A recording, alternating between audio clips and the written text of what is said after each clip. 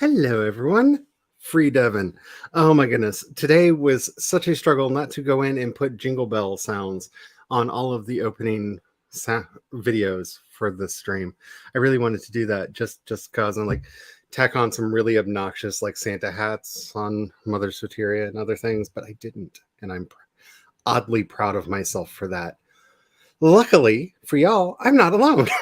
I'm joined today by the wonderful Megan McCarthy. Hello. Hopefully, she doesn't give me the judgmental face too much as I talk about my current projects. Cat Leo. And the phenomenal, the amazing, the maker of gloves, Glory! So, a couple of warnings for today. I did not sleep well last night because the cat decided she needed to make all of the noise. All of it. So... if you have a cat, you have a squirt bottle that you use to tell your cat, no, you're bad. I had to refill this last night. This had to be refilled.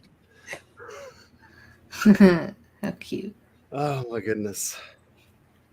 What do we got here? Oh. Yeah. Nice until proven naughty. The batteries need to be switched out, though. That is definitely...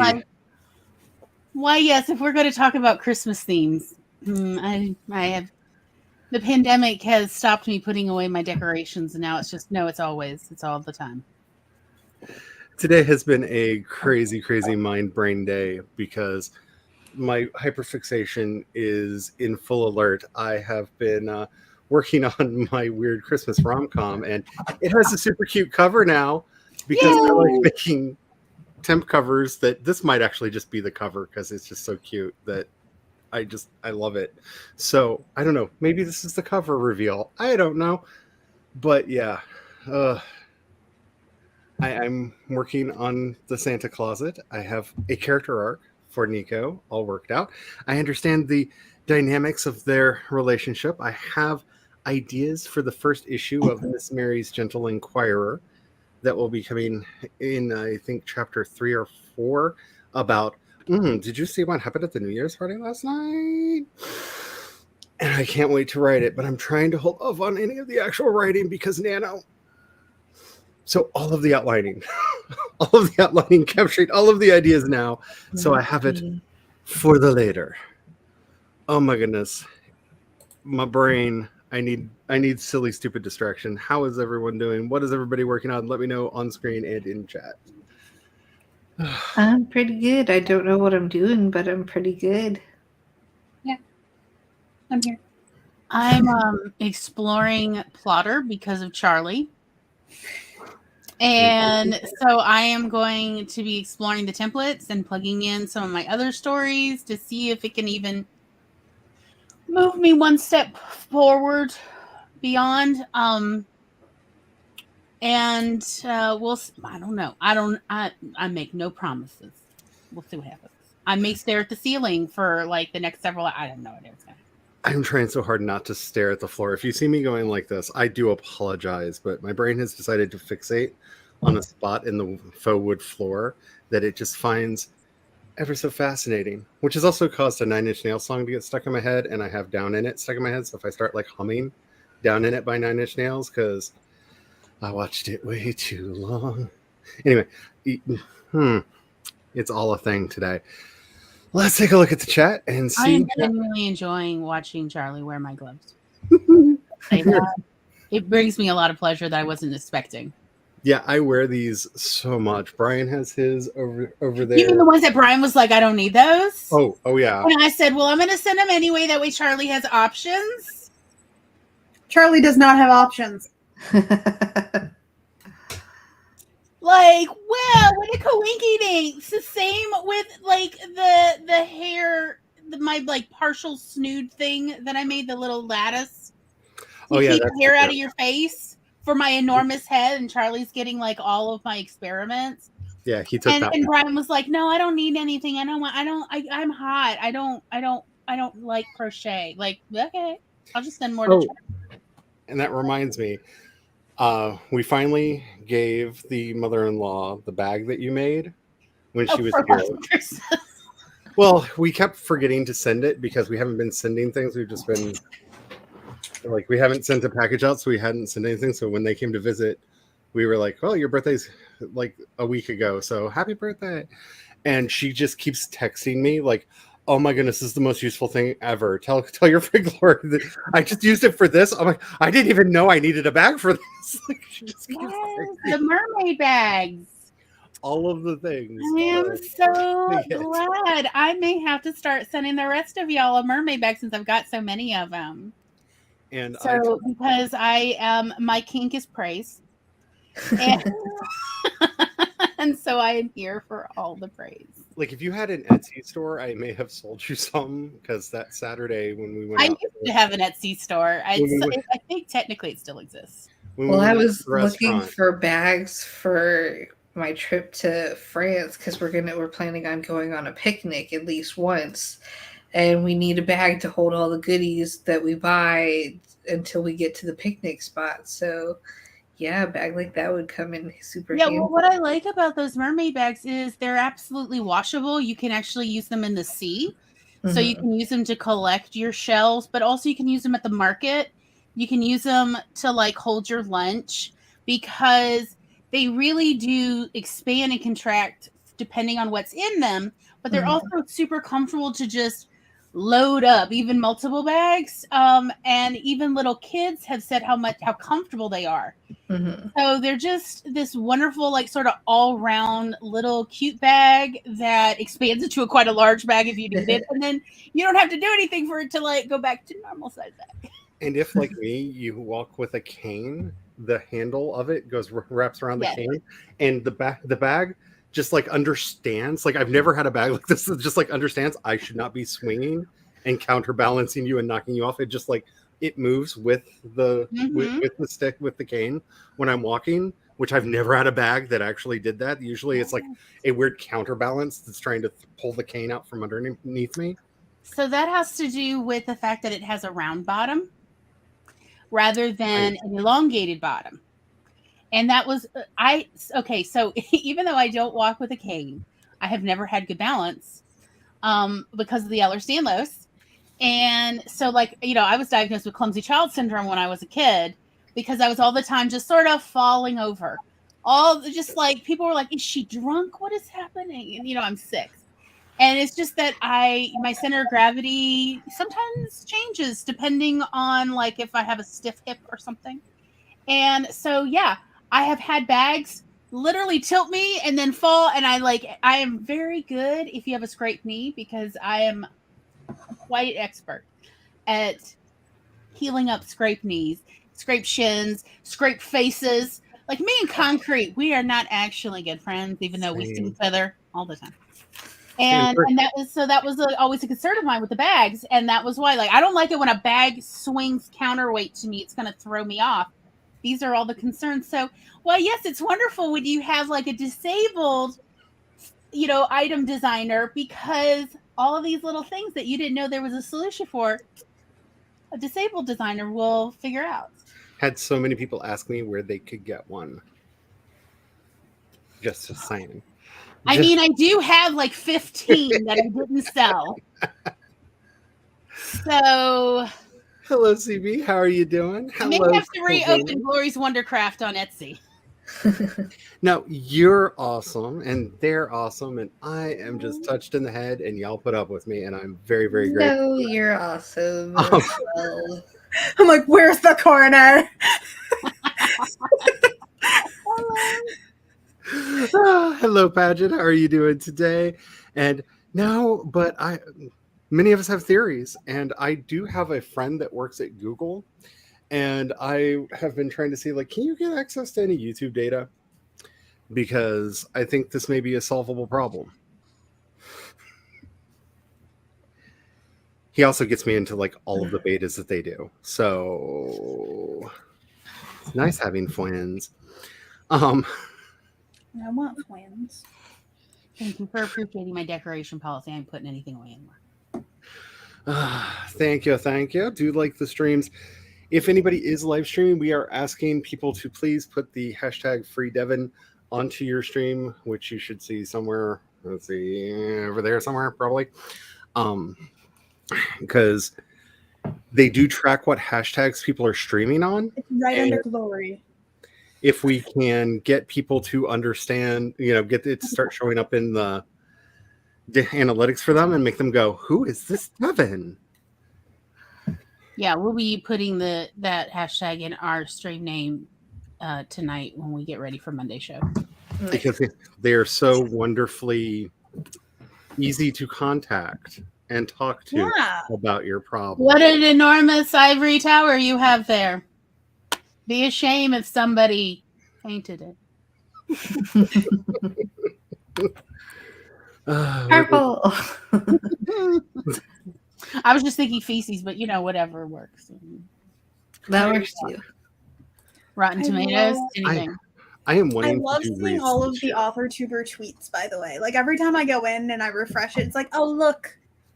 Mm-hmm. Yes, I've been liking and retweeting all of them. There's so many of them. I love it. Hello, Carrie. How are you doing? Hello. I'm assuming that means that you are at the work. Debating whether or not to shower tonight or tomorrow morning. Okay, so here's my general rule on that. When will you be the coldest? Don't do it then. Because I tend in winter to shower very late into the evening because I can immediately swaddle myself in all of the blankets and towels and just cozy completely up because I don't like being iced down to the bone. So when will you be the least cold? This is what should answer your question. And also, do I have to leave in the morning? If you have to go outside into the cold, definitely do it tonight. Princess. You don't have to go outside with cold hair. With wet hair is bad. Princess got opinions. On everything. That was the other thing I was planning. That reminds me of if I procrastinate from Plotter, then there's always the new gadget on YouTube to make shorts out of your videos. Mm-hmm. Got an email about that. Okay, so because I've played with some of these, there are two different ones, and they do very different things. There is Clips, which makes a short up to, I think, 1 minute clip of your show. And then it magically disappears into the ether, but you can share it. It's for social media sharing. It will link back to the original video, but does not have a life of its own. Then they added the ability that will turn the clip into a short, which is obnoxious that these are separate things. YouTube, fix yourself. And that will then make a short that will go out to the shorts shelf and show up as a separate entity, but will link back to where you clipped it out, so that if people want to see the rest of that stream or that video, it will take them right into that moment in the actual video. It's actually a really neat animation because the sides open up like a curtain, and they're in the original video again. So a little bit of thought went into the making of these, but be mindful of the nomenclature of the tool that you're using. If it says make a clip, those are for social media sharing and don't exist on their own. The video, it said, is open the YouTube app, choose a video from your channel, click edit into a short to share. Yep. A 60-second highlight. That works really, really well. That's how That's what I was planning. His Butt is on Fire song on my channel, because that was originally made as a clip, and then I realized nobody could see it. Mm-hmm. And then I used that clip to make a short, and that's how I know that these are different things for some reason. Why are they different things for some reason? They should be the same thing. It is obvious none of us here understand the mind of a YouTube developer. I don't think they understand their own mind. Hello, Jules. How are you doing today? Ooh. I want to get back to doing knitting, maybe some crochet, but I have just been comatose when not engaged with people. The idea of moving any part of me, even my eyes, no, we're going to put something on the TV so I can just blankly stare at it. I don't really care what it is. Just pick something. I'll just stare at it. It'll be fine. It'll go catatonic for a little bit. Wake me later when it's time to eat. Oh. Ooh, I do miss knitting. I used to do a lot of knitting. I just don't anymore. Excuse you. I heard utensils. She's like, you've got food. I want some.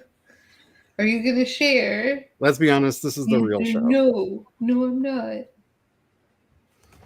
So there. Yeah. But food. What's sustenance? Well, your pettings. What's with that fork there? What you got? Spoon. This is not food. Why are you Let doing me this? lick it!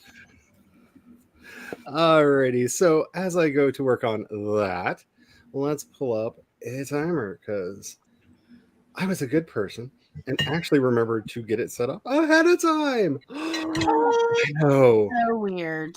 It is a shock that I remembered to do a thing. Genuinely. So surprised. Haha. Fireball! I even did my best to make sure all of the favorites are represented. Mm. Which is not easy because, again, I need the timer fanfic, whoever wants to write it, because I need to know the beef that the witch has with everybody else. Because she really does not like to show up lately. I think I'm going to go with Pumpkinhead on this one. You know, I've got a soft spot for him. I can understand that. I'm a child of Return to Oz, okay? I feel like I have to go with the ghost because, as always, if you have ghost, you have everything, and that technically means I always win. Technically, even though I don't understand why he's on a beach with a Mr. Miyagi type person, I don't know. And I kind of want a new video game called Shower Werewolf. I'm just saying. My brain saw those two words, put them together, and went, "Ooh, that'd be fun to play." Yeah, maybe. I don't know why. She just doesn't want to show up lately. You know, I think I'm going to put the soundtrack to Hocus Pocus 2 on and work on this nonsense because that sounds like an appropriate thing to do. And maybe next year I'll do a Halloween themed one. Wouldn't that be fun? Start helping me think of ridiculousness. The green draconesque creature. I would love to know the Sanderson sisters. Alrighty, so make sure that you have open whatever you're going to be working on as we are here in this wonderful, fine Preptober with all of the cold, unless you are in California. Wait, was that my bitterness coming out? I'm sorry. Maybe. Make sure that you have your stuff open. Make sure that you are saving it. Make sure that you are backing it up. The internet is getting weird, y'all. Like it's merging social media accounts on things, and like it's a crazy time to be online. So make sure you're saving, backing it up, and having multiple copies just in case something bad happens. We're going to get started on this sprint in a 5, 4, 3, 2, 1, and go.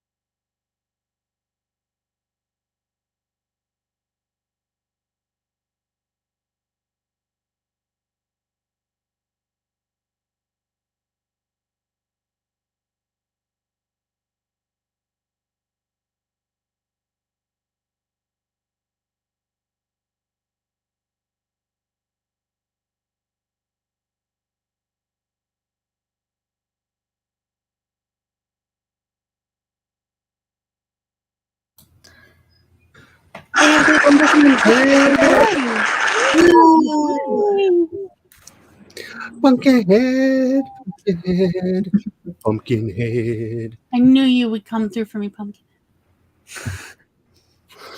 So I worked on the opening sequence for the story and included the first reference to Loki and decided that the main subplot is going to be about the relationship between Nico and Loki, because we decided that we're going to do the whole Father Christmas is just Odin just trying to like deal with his existential crises. Okay. So, and I'm going with my personal favorite version of Norse mythology, where they were blood brothers, not actual brothers, and definitely not his kid. That's a very Marvel thing. Yeah. And so, yeah. I'm here for the chosen family tropes. So, made my first, written down the first reference to his brother Luke, because of course everybody is using other names because time has gone by and they're trying to get over the associations that they had in the past, but not too much. And yeah, it was fun. I did decide to continue to call him Laufey Jarlson, because that is my favorite actual version of his last name, because Laufeyson would mean that Laufey was a man, and he was not named after his father. He was named after his mother, Laufey, another thing that Marvel changed. Laufey was the giantess that was his mom, so Jarlson actually refers to the fact that he's named after his mom, not his dad. So I am keeping that part in there, but it's going to be fun. I can't wait to have them like sparring off over a dinner table, because yes, It's Laura. Hello, Laura. How did everybody else do? Let me know in the comments and on the screen. I made food. I have an Asiago bagel and a little sausage. I'm sorry, we have to. That desires that just requires requires a zoom in. Can you tell where my brain is? Oh, it's got Kerrygold butter. It's all melted. Oh. Delicious. Yes. I'll take some, please. Yes. I'll make you one. Brian and I may have had a long lyrical conversation this morning about bagels and how they need to be reintroduced into our life. Yes, I agree. Bagels have pretty much helped me get through the pandemic, because it's like Panera does bagels for a third of the price for $13 on Tuesdays locally. So Tom just gets whole sacks of bagels on Tuesday, and then we freeze whatever we don't eat the next 2 days, and then you just put them straight into the toaster, frozen, and they're so luscious when they come out. It's helping me survive. I can understand that. I finally talked him into bringing scones back for breakfast, because I'm one of those people, like, give me coffee and a scone or two, and I'm like the happiest person on earth. So he made blueberry scones this week. And he, being himself, has gotten a new scone recipe that he's going to be trying out next week. Oh darn. Because, Shame. I wish we could send you some of these drunken cranberries that Tom made. And you could put that in the scones, because they don't have any of that harsh alcoholic taste. oh, that's good. So they're dangerous, Nice. but they're delicious. Yeah, people didn't believe me when I used to make, because I love to make a about this time of year it starts. I start making rum raisin rice pudding, because is family tradition, and they don't understand when I say rum raisin, like, these are raisins that have been reconstituted in rum. Mm-hmm. Like, they're yummy, they're delicious, they will get you tipsy. Mm-hmm. If you had grandma's pudding and you didn't get tipsy, something was wrong with grandma and you needed to ask questions. It's the rules. Or you just have the liver of a shark, an enormous liver. So I'm probably going to start. Yeah. 'Tis the season to take dried fruit and soak it in alcohol in all these mason jars, which, yes, of course, I did ask Tom to get me another dozen mason jars. Yes, he did just bring some home yesterday, because it's the season, y'all. If you're not having alcoholic fruit, then you This are is how probably a we get through teetotaler. the winter. That or you can't have alcohol. I know it depends. Which again puts you in the teetotaler category. You just don't do the alcohol. But if you do, and you've never had any of the various varieties of alcohol soaked fruits, and you are over 21, and I am not trying to encourage people to do bad things, YouTube. Sharing a screen. Ooh. This is my Miss Fruitcake I love drawing it. that I commissioned to go with the story. Oh my god, Nice. Yeah. fantastic. I Fun miss times. my grandmother's fruit cake, and I know that we will never be able to make it again because she would make this thing in like March and then feed it rum until Christmas. And by the time Christmas came around, you would open it up, your eyes would water just a little bit from the alcohol fumes that escaped from the tin, and she would cut this little sniff out of a slice because she did not want any of us to die. Just sliver of a slice. But oh, it was fed well. So good. And What's that Italian brand that makes fruitcake? That my grandma would buy it every year. Oh yeah. Panettone? I think so. Yeah, Panettone. Yeah, that sounds We've about got right. plenty of Italians from New Orleans who migrated here after Hurricane Katrina. And so the grocery stores are filled with boxes of Panettone, both the big and the little baby ones that they've been coming out with that are perfect. Oh, They're like big muffin size. yeah. And those you just split them, put them in the toaster, and then the butter just melts through. Okay, I'm gonna have to hunt those down. That sounds amazing. Because the problem is, most people don't like fruitcake because you've never had a good fruitcake. Right, but Panettone is really good. They've been feeding their yeast since what? The early 1900s, something like that. And you can really taste the quality. That, and I think I know which of my one particular sister that I have in mind stole my grandmother's starter, because she took everything else while we were at the funeral home for the visitation. She went in and took like everything she wanted from the house. Ransacked it, huh? Is the thing. Anyway, somebody said, when I saw Carrie say that she was playing cards with Anna, that reminded me that I am very bad at this.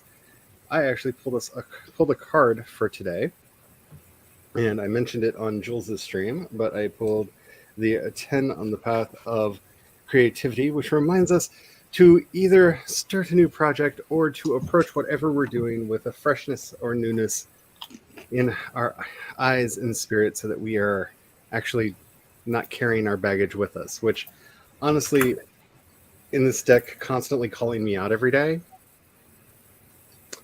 It does. It continues to do it every day. I can't wait to get this deck in front of more people's hands just to get all of the letters of, why it gotta be so me? I want to be called out. So if I unknowingly am doing what this card said. If we are going to if we keep our schedule that we are currently looking at, maybe March is when we're going to try to do the Kickstarter, because that should give time to finish the book, plus give people time to recuperate from any holiday binge purchases that they had done. Because I feel like right now is the worst time to do a Kickstarter, just because they will not be delivered by Christmas. Mm-hmm. So that will discourage a lot of people from ordering them, because you don't want to order a gift that's not going to arrive in time. And with people buying their presents for all of the variant holidays that are approaching, for the whole Christmas Hanukkah of it all, then, not the best time to do that. So we're looking at maybe March, April next year to do that, which is also fun because it's giving me time to play with the cards and really see are the meanings ascribed to the cards actually working for Oracle card purposes? Because it was originally a private meditation deck. Quick shower, washed the hair, and then started working on a story called For the Love of a Genius. And I bet I know the genius's name. For a second, I thought you said a Greek shower, and I was like, a Greek shower? What is a Greek shower? Well, that's there. That is a thing, and you rub yourself Olive with oil? olive oil. Yeah, I was about to say olive oil and a stick. That's what I And then you thought. scrape it off. Yeah. Like it's a specific kind of scraper. I once had one of those by Yeah. accident because somebody took me to a spa and they didn't exactly say what was going on. And those sticks, they don't leave anything behind. Oh Like, yeah. If you You can need see exfoliation, the oil, it gets all the dirt. Like you didn't know you were that dirty, and it still gets all that dirt off you. It is a very thorough cleaning. because they had you, because we like basically had like a bath, a shower, and then this like steam that was followed by another bath that then took us into the room. And it's like, there can't be anything left on my body. And then it was just like, oh God, where's the mud coming from? Ah! So my mother read this this very salacious like biography of Cleopatra. It was not a biography. It was smut. And that was why I was reading, even though it was the paperback was this thick, y'all. Oh, You know how when the cover turns into a C? Well, anyway, and in it there's this, like, I swear 20-page description of Cleopatra's bathing ritual. And as a teenager, I was very curious. Like, there's an incredible amount of everybody's very nude the whole time in this. Even all the servants are nude and using their body to rub on her. That's a whole, it was salacious. But anyway, Very salacious. it was it was gratuitous to say the least. But anyhow, and Mark Anthony's watching a bunch of this, like, what? He's But, really a creature who would just sit in the corner going, oh. Right? No, he's like watching because she's like, no, we're clean. You are all nasty. Now watch me bathe and see. And so anyway, there's this very thorough and technical description of the olive oil cleansing. And I was curious as a teenager, so I then did it, and it's like you do a shower and you do a steam and all this, and then the olive oil, to which my mother's only response afterwards was, who used up half a bottle of olive oil? What did you make? Did I miss it? And I'm like, no, I just. She's like, what did you make? No, just tell me, what did you make? What went wrong? And I'll fix it. What did? I'm like, I tried the Cleopatra bath. And she was like, oh. And she just puts it carefully down. And then picks it back up and says, why don't you take this to your room? And I don't know what she thought I was doing.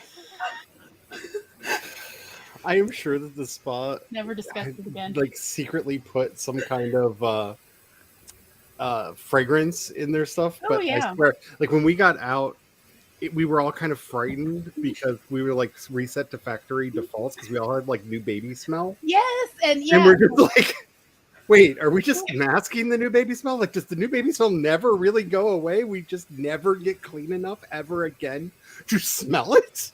Actually, And yeah, it was we terrible. naturally smell like that. Yeah. Yeah, it was. I have never been that But like, clean yeah, the before, stuff so- that comes off after you've rubbed the olive oil and then you scrape it off and you're like, but I scrubbed with soap. It foamed. I rinsed. How is all of this dirt and nastiness coming out of me? I highly recommend if you ever get a chance. Like, you will have no skin left, but you will be like, that's why I smelled like I got a baby. Like, you'll have weird sense memories of like before your brain could really store memory that your brain's trying to pull back. Like, I haven't smelled like this since the before times. Like, it's crazy. Yeah. It is insane. Hello, Eva. Hi, Eva. Hello. But yes, if you ever feel just really dirty, I highly recommend, like, you don't have to use olive oil. You could use like canola oil, Mm-hmm. but you just Real try quick, that. I have to interrupt to say hi, Anna. Hi, Anna. But yeah, Sorry, I do saw that that. message. I was like, "Must lie," before she stops. You make a point.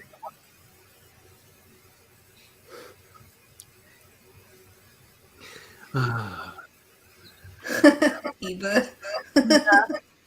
Your horror I mean, they're not story idea. I don't think that they're How clean. babies smell like the interior of humans.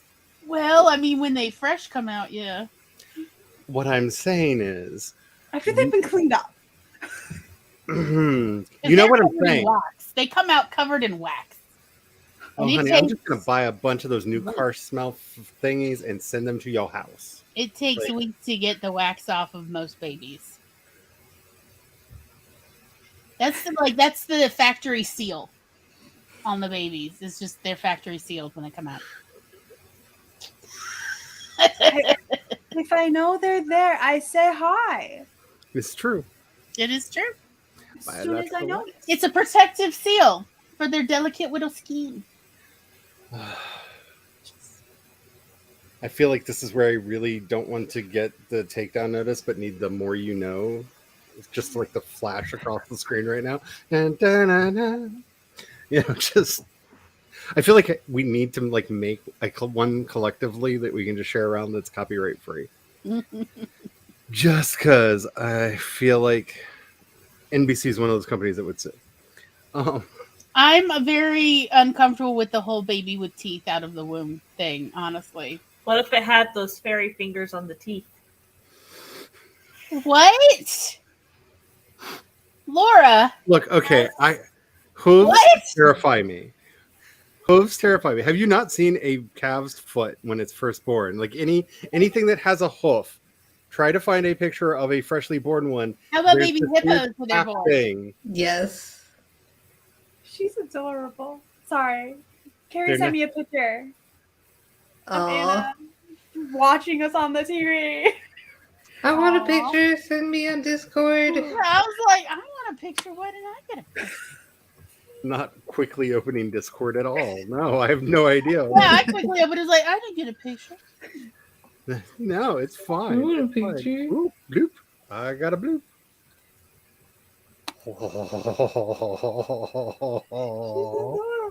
I get no boot. There, my boot was late. Aww, I still don't have a boop. look Takes a at that minute. cutie pie. She has to find all of us first. True. There we go. With Discord behaving the way Discord's been behaving, it's kind of Yeah. just like, should I send this? Oh. Should they actually get the stuff that they asked for? I mean,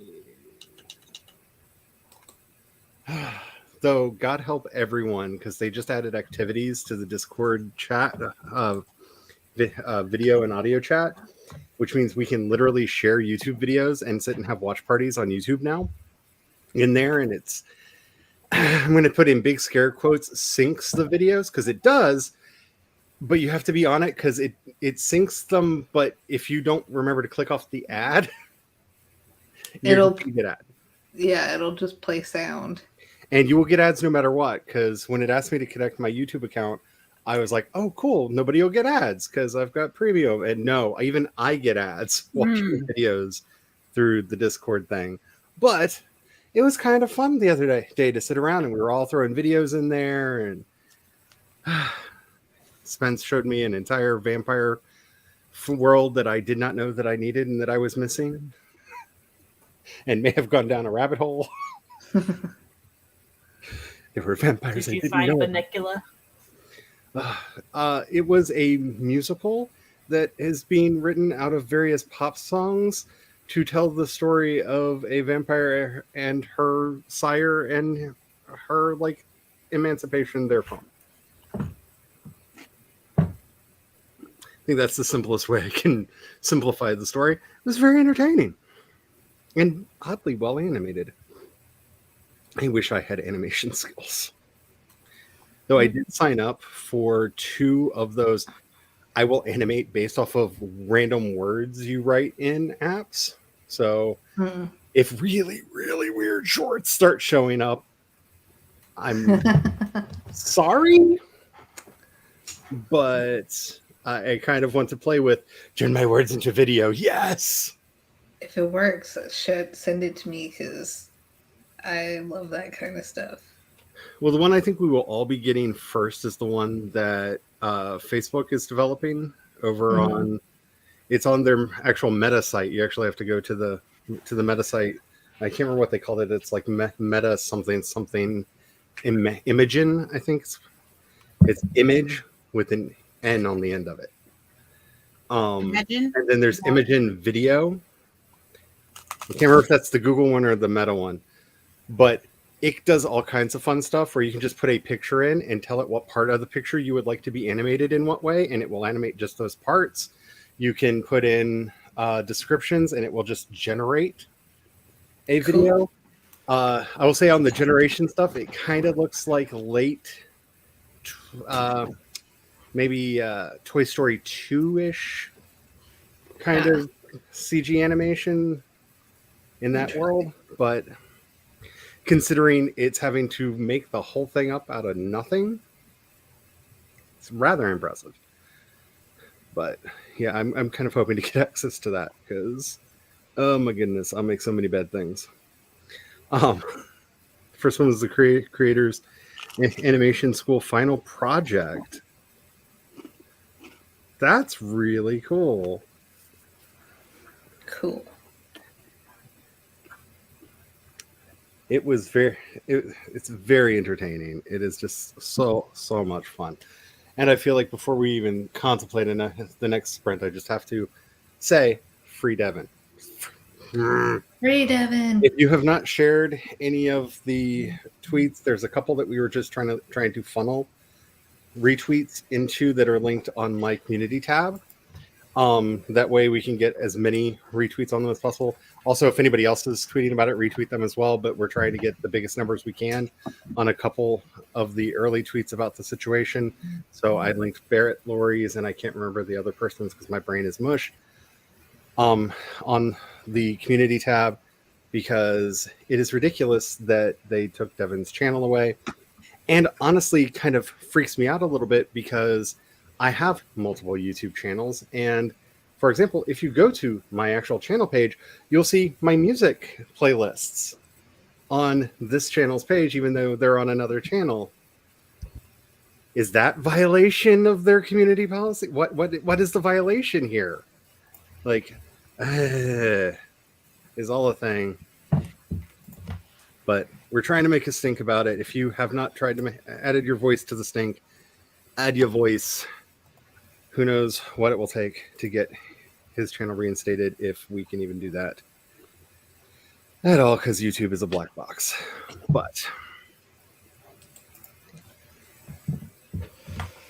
yeah, I'm still like, shock is not the right word, because like a streaming site doing something stupid is like the norm now.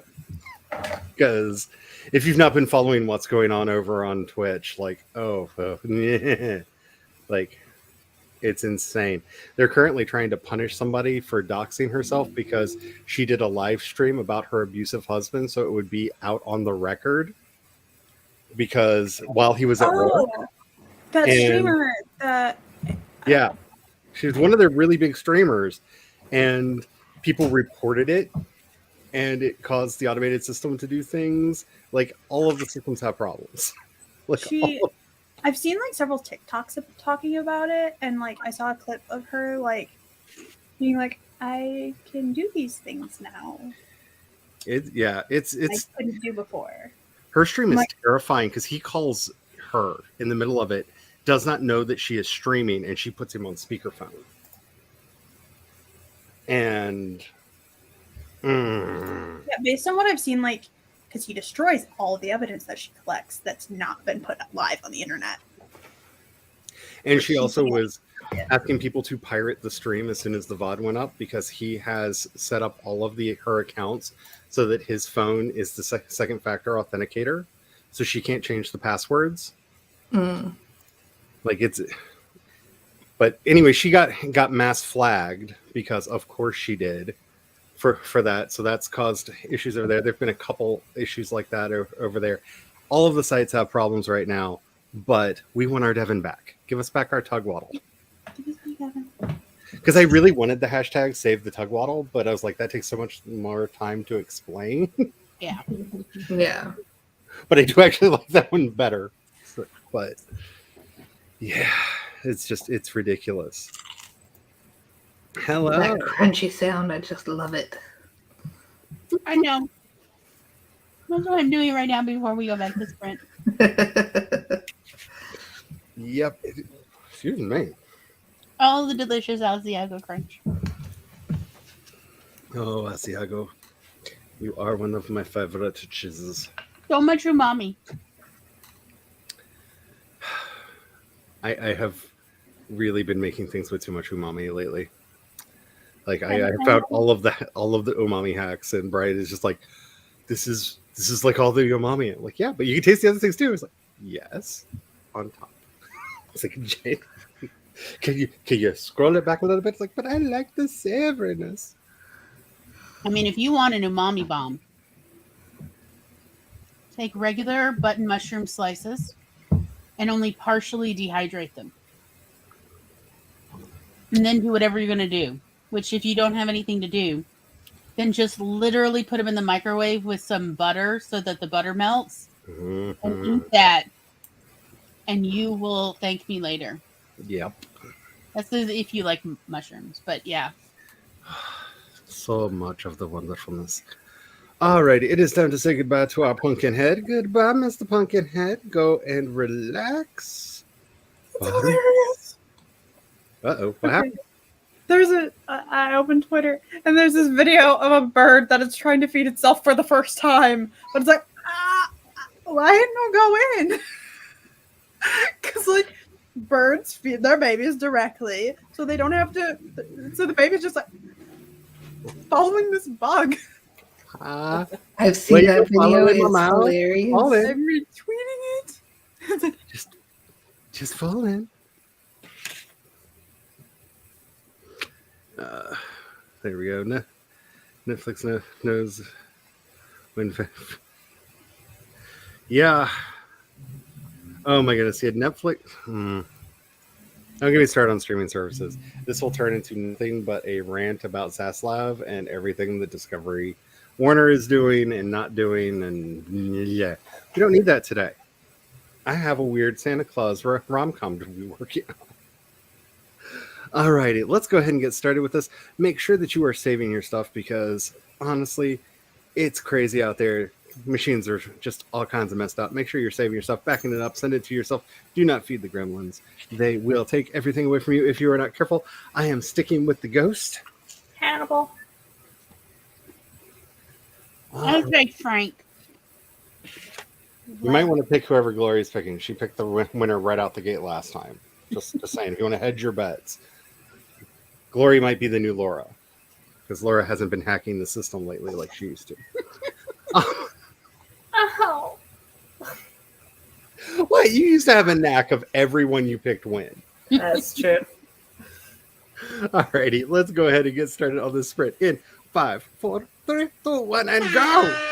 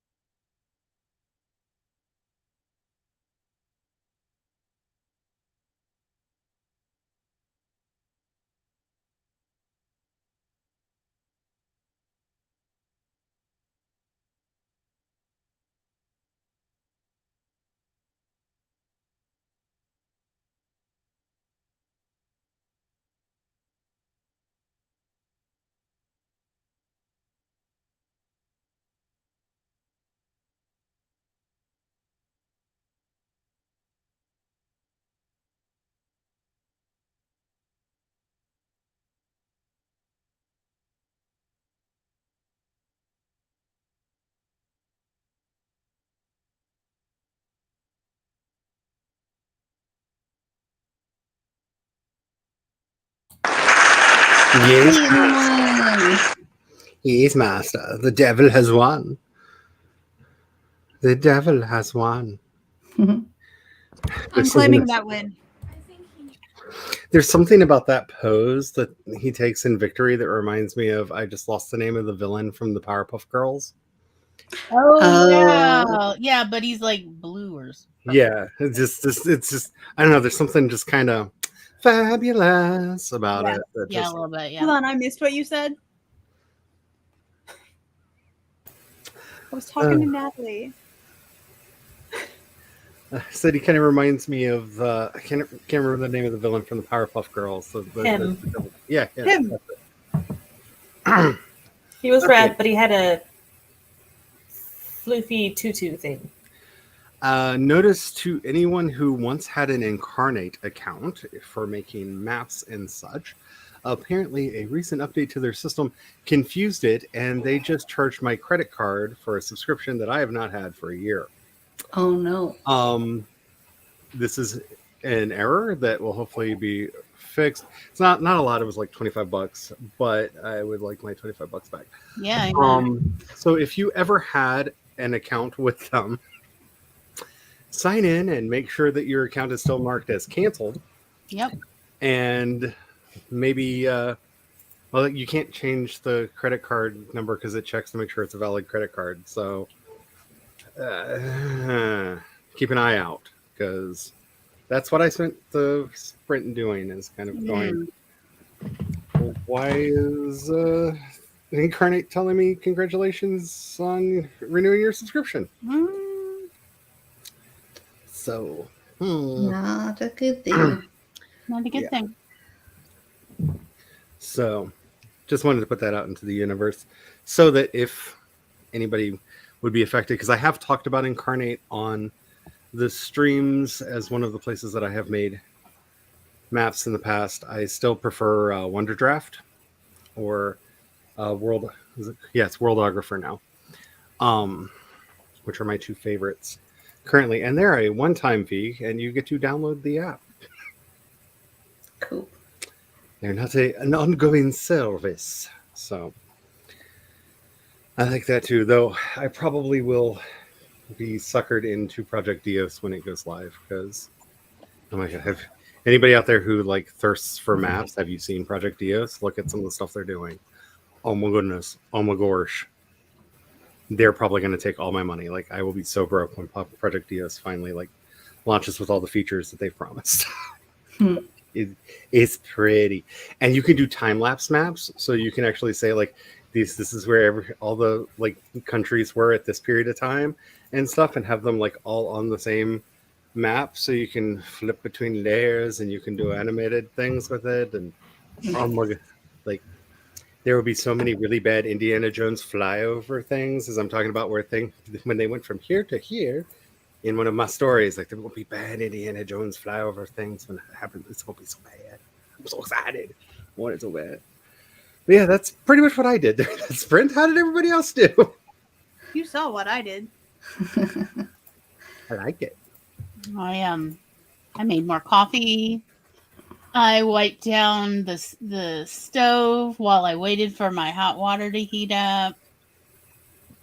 Which, by the way, I used the 7th generation disinfecting spray because I was trying to find something that's not a hormone disruptor. Mm-hmm.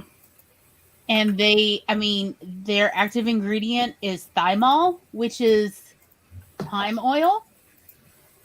And oh boy, like it says it's lemongrass scented. No, it's. Do you like the smell of thyme? Because guess what? You'll never not smell it now. I checked, and thymol is not a known hormone disruptor. And in fact, even smelling it has anti-inflammatory properties to your sinuses and lungs. Wow. It's very strong smelling. It's so strong. I have the 7th generation lemongrass one. I'm like, it is. And even going back to the stove after it dried, it's like, oh, it lingers. Yeah, when we do our wellness teas for the spring, we put a quarter teaspoon of thyme into them and just sit over them like they're some kind of vapor Mhm. machine and just like inhale all of it, and it's so good. Like sinus is so happy afterwards. Also, I'm glad you said coffee because I'm sitting here. I also got coffee during that sprint and was sitting here going, "Why are my hands so cold? Why are my hands so cold?" And I was like, Why "I didn't want to spill coffee on these, so I took Well, them you know off." they're washable. You know that you can. That's those gloves are literally washable, Yeah, I just didn't want to get them and they'll dirty. dry really fast since it's acrylic. And so I forgot that I had taken them off. And then you said coffee, and I looked at my hand. I'm like, "Why are you naked? Why are you showing your shame to the internet? Get your clothes back on." But and also that I like worked on Plotter as well. I kind of want an evening dress version of one of these. You mean like the long opera obnoxiousness. gloves? Yeah, just for the obnoxiousness. Like it needs to have like frills at the bottom, like a little flamenco dress. So when I'm I bored, can put flannels. I don't know what to do. Just sit there going. I can put flannels. Entertain myself. With your gloves. Because Ruffles are very gender fluid through fashion history. and if you haven't Like- realized that I'm a child yet, just Yes. you've not been paying attention. I just realized I didn't send Glory the thing that I sent Charlie, so I'm gonna send Glory No, the you thing that I sent me sent Charlie. nothing. Nothing to distract me from actually having to figure out the plot points to this romance. Ah! And Megan is getting it because Megan knows the exact thing because she already watched part 1.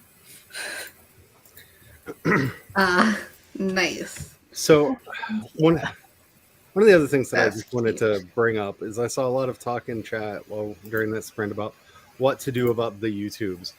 And this is one of those things that I've been giving a lot of thought to because this is quite literally a systemic issue. And the problem with all systemic issues is individual action very rarely affects systemic problems. So trying to figure out how to do a mass organized something is the best thing that we can do. And I honestly don't know if they would even notice some of the things that we have thought about, that we've talked about in some of the behind the scenes groups, just because AuthorTube is such a small portion of what YouTube They're not even is. a blip on their radar. We don't rate. So I empathize, and I think everyone should always follow their own conscience. If you feel that you should pull your videos down, if you should not have a premium account, any of those things, if that's something that you feel is a way for you to feel that you have protest to protest things that are going on, I am not here to tell you that that is not a thing that you should do. Always follow your conscience. It is a very important guide. But as far as what we can do to actually fix some of these issues, honestly, it's going to be trying to reach out to some of the other communities, because the Click has videos up about how they have been doing his channel dirty and friends of his channels dirty. OT has videos like this as well. Jessie Gender just got done dirty, and a lot of other people in the communities that she runs with.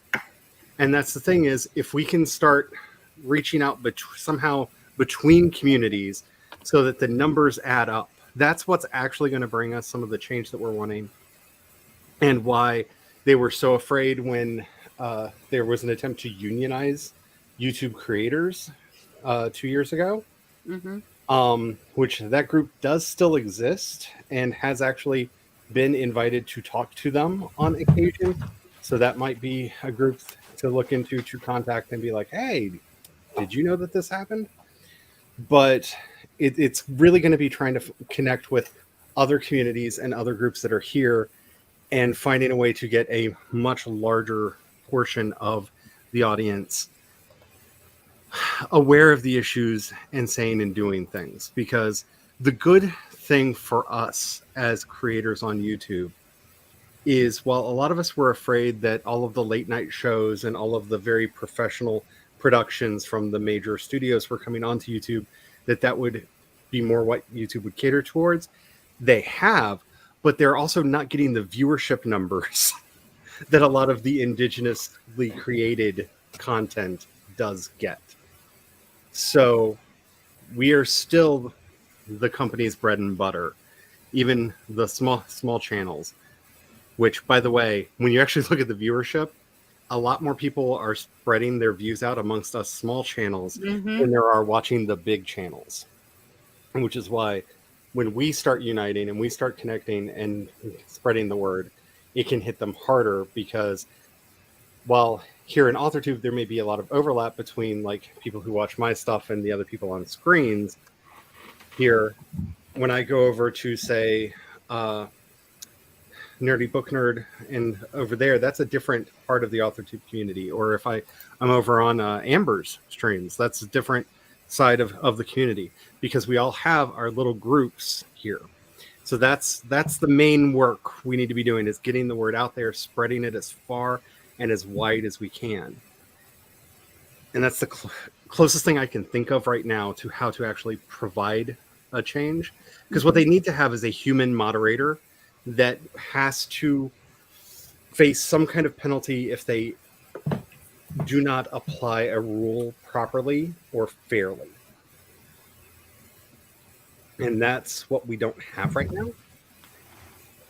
Like, I get it, they can't look at all of the complaints that are sent in. There will be robots, but if it's going to result in your channel being completely taken down, there has to be a human at the end of the day that can get fired for making a bad decision.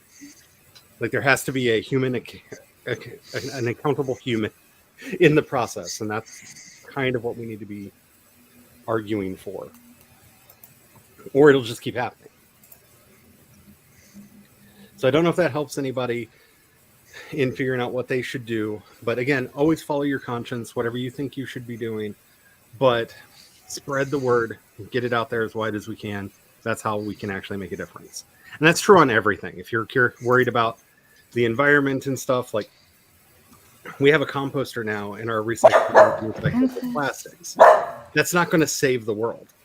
Like that's it's helping us feel better about our footprint, but it's not going to save the world. Individual actions very rarely affect large systemic problems. We have to find some way to get the system to change. So hopefully that helps some. Hi, Carrie. I mean, Hi. even Caitlin from Ask the Mortician was like, we have, because, you know, they had just gotten to 600,000 subscribers. They had been assigned an actual human being that is their account manager on the YouTube side. And they're like, nobody has responded to that email address in like 2 years. So she's like, I don't think anybody's on the other side of that. And that's what I'm saying. Like, this is like, Yeah, I saw that. The big accounts are like not getting a human being. And therein really does lie the trouble, because if there's no human beings running the store, there's no one managing the algorithm. There's no one managing that there are imperfections in this software, in your program, and you need to adjust them. Because again, I get with the sheer volume of video that goes up, a robot does the first view to see if maybe we should hold this for review or something like that. I completely get that, because there's so much content. Like, the army of humans that would be required to watch all of that is just insane to even contemplate. So I get that there will be some automation. But when big decisions are made, big decisions that affect people's livelihood for those channels that are having their monetization taken down from things, that it's affecting, like Devin having his entire channel being taken down and being blocked from the platform, there has to be an accountable human. There just has to be. That cannot be an automatic response. Because those stakes are too high, especially because people do make a livelihood on platforms like this, like Twitch, and are having them taken down. I have been bringing it up because I'm waiting for stuff like this to try to happen over here. Over on Twitch, they're having a big problem with the exact opposite of hate raids. They're follower raids. They're basically a bunch of bots are hitting a channel, and all of a sudden they go and get 10,000 new followers in a short period of time, which triggers the automatic, they bought followers robot and kills the channel. That's the thing. That's one of the things that's going on over at Twitch right now. is they Which is weird considering they want people to raid other people who then give you more followers. But if somebody does that in too large of a raid, and a lot of these are robots that are just basically giving you like 10,000 new follows in about a minute. that's insane. And that looks to the to the robot says, "Oh, they bought followers." And I have been in channels where these types of suppressive raids, I don't know what to call them, follow raids, because they are hate raids. They're just not all of spewing all of the evil, vile commentary in the chat anymore. They're just being hateful in a different way. So, like, there are problems all around. There has to be a human involved. There has to be a human. We got to find a way to put a human in here somewhere. Mm-hmm. But again, please don't take this as me saying that any of the singular actions anybody has taken that I am disapproving of. I'm just saying our singular actions will not amount to the change that we want to see happen. If all of us watching the stream decided to just quit YouTube forever and run off to Discord, they would never know. They would not notice. If we got all of AuthorTube to go to an AuthorTube Discord and just do everything over there from now on, they would not know. It is a massive platform. We have to start connecting to those other communities and get all of the creators together in a bucket. Mm-hmm. And that's also true for all of us Amazon writers. I mean, let's be honest, unionize. Mm-hmm. That is the only solution. It is always the only solution that ultimately works for the little people, the commoners, is unionize. Take back the power, because let's be honest, we really do have the power in numbers. Yep. So I just felt the need to say it since none of the Gen Zs here were saying it, and that's y'all's job. Have you not seen those reels where it's like, I'm the only Gen Z on the screen. I'm just saying. I didn't want to break out in choruses of solidarity forever, because that is my want to do. But yeah, it's so much going on right now.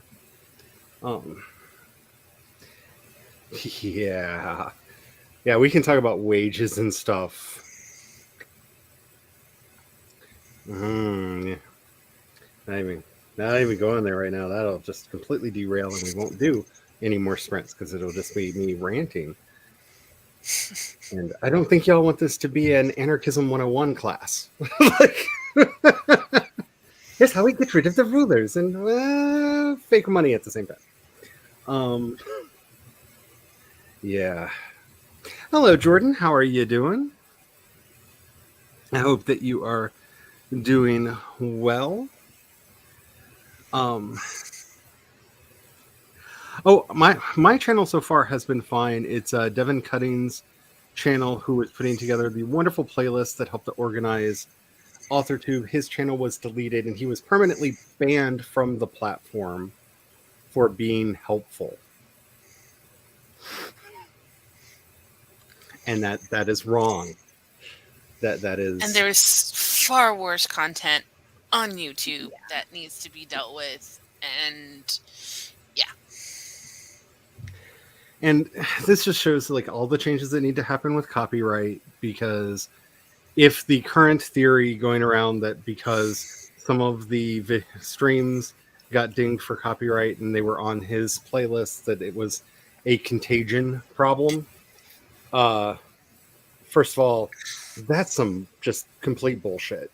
Also, that wouldn't work because Devin the next day deletes the playlists.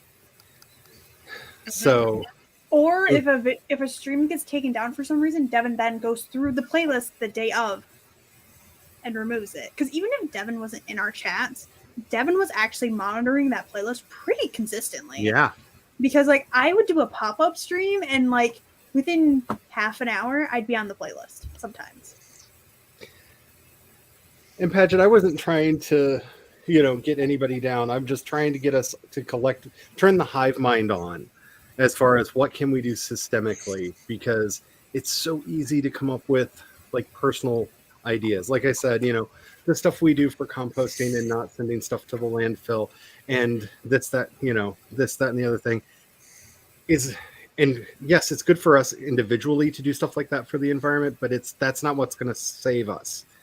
Getting the large oil companies to stop just venting methane into the atmosphere, because it's not worth us the cost of selling it. So let's just let this potent greenhouse gas go, and the factories and stuff like that. It's a bigger systemic issue, and it's true with all the way down. Like, I apologize for the language. I try not to use a lot of bad language on the stream, but my current catchphrase for all of this is, the sooner we can get people to understand that the world is just fuckery all the way down, the sooner we will be able to start making changes.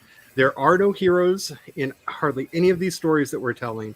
It's just fuckery all the way down. And that's what we have to interfere with. That's what we have to fix, is find ways to moderate that desire for just sheer and utter foolishness. Yeah, like I said, always follow your instincts. Do what you feel is right. Just if we could tap into the hive mind, because what's eventually going to happen that will fix YouTube, because I do believe that changes are always possible, is somebody's going to have an idea that somebody else is going to roll with, that is going to spawn a third person to improve it just a little bit, and it's going to spin around evolving in the community till all of a sudden it's like, oh God, why didn't any of us think of this before? And that's going to be the thing. But you have to start getting that moving around. And that's what we're hoping our pre-Devon campaign is going to be a part of, and what we're seeing happen on Ask a Mortician, and what we're seeing happen over on the Clicks channel, and what we're seeing Jacksepticeye talking about, because his channel got hit recently. Yeah, their system is adept. Especially since the only way anyone can communicate with YouTube is through Twitter. It is very suspicious. Why is it that we can only ever get answers through Twitter? I think there'd be something in the YouTube studio. Something. Like, I'm really having a serious problem in that my second channel, at Project Shadow, on YouTube, which is where my music is, it's not actually on my channel itself, but they credit songs to me that are in YouTube music that I have nothing to do with.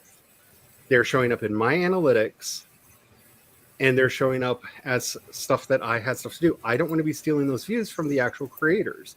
I don't want to be, I can't technically steal the money, because music's a whole complicated cluster that I'm just not going to get. That's handled by a third party. There should be no way that I would be stealing money from that.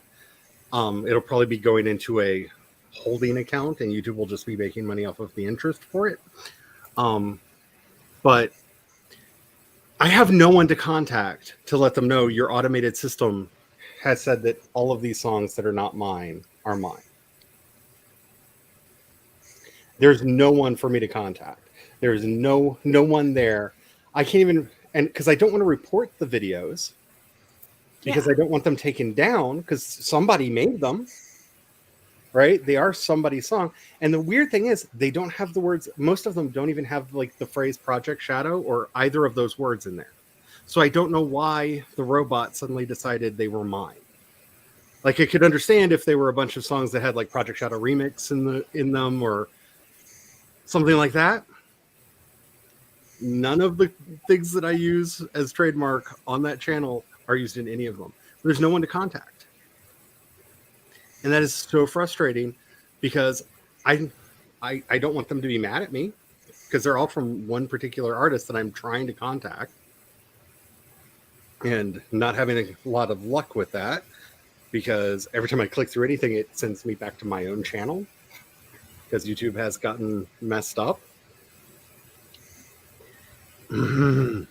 Also, they're not an English-speaking band, so I'm hitting a lot of walls in trying to do web searches and stuff, because I don't speak the languages that the websites that are coming up are in. So I'm not 100% sure I'm finding the right websites. But yeah, this needs stuff. Their automated system is a menace right now. And It's just all kinds of craziness.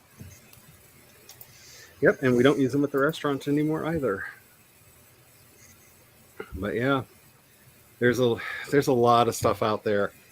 And the other thing that I just feel like I need to say, because I've been talking to people about this a lot, if you don't have the energy to care about any of this, fine. That's great. That's wonderful.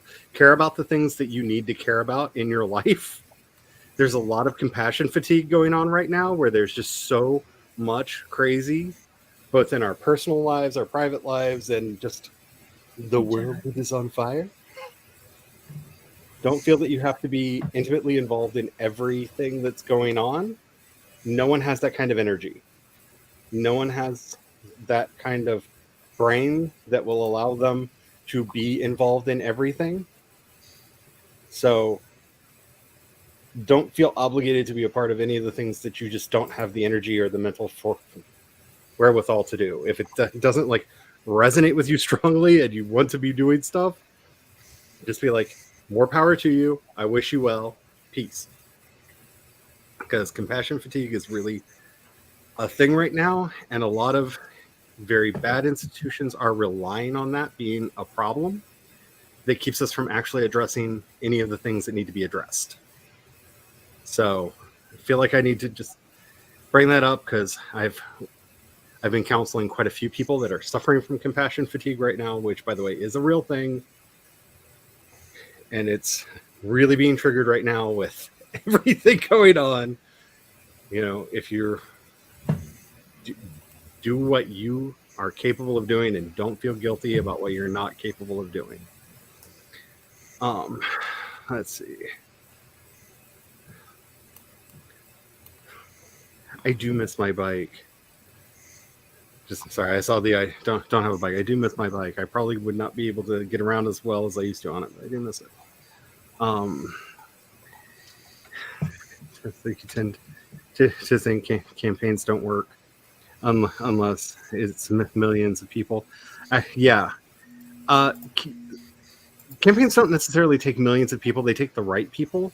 And in something like what we're dealing with on YouTube, it takes amassing a large enough audience, which is why we need to either be spreading out flat and getting as many of us small creators involved as possible, and as many of the bigger ones. I know of at least 3 attempts to get some of the bigger creators in AuthorTube to start making content and making us think about this, because it's a number. It isn't a numbers game.